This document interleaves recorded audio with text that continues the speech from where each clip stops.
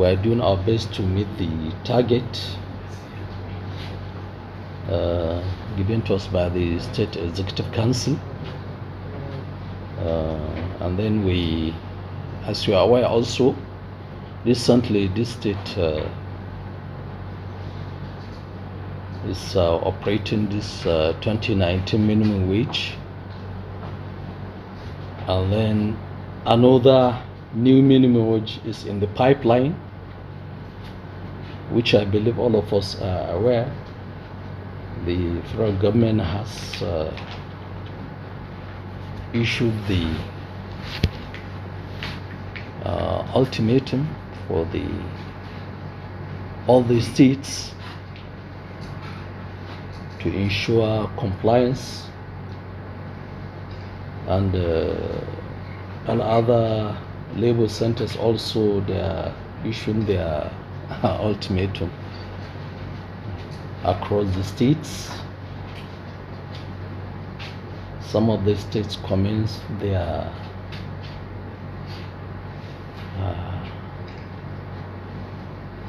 I want to believe maybe implementation. Others is in the pipeline, like Zamfara State. The only issue that affects us here is the verification exercise, which we have to verify the entire workforce in the state, and God willing, by the time we are through, we'll know the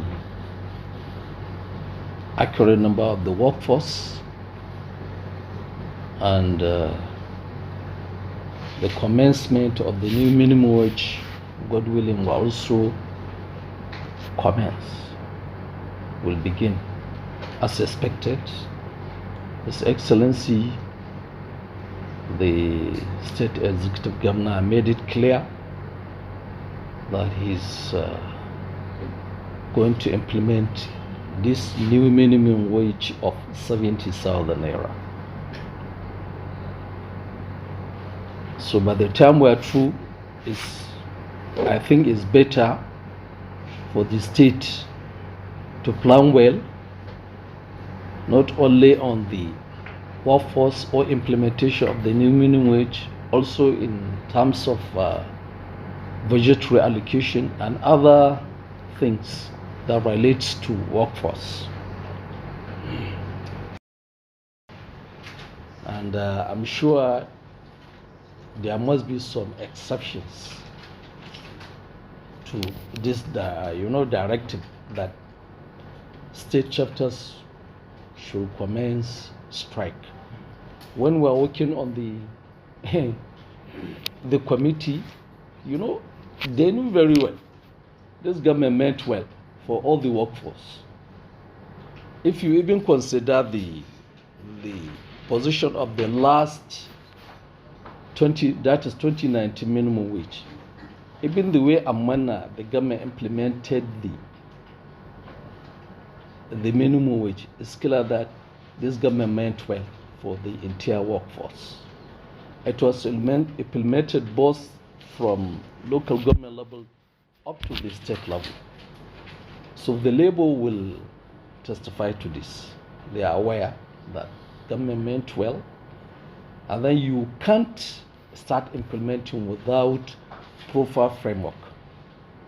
So that's why we have to wait for both the verification committee's report and the minimum wage committee's report. With that, you have proper implementation. We don't want a situation whereby you just start partial implementation, just like last time.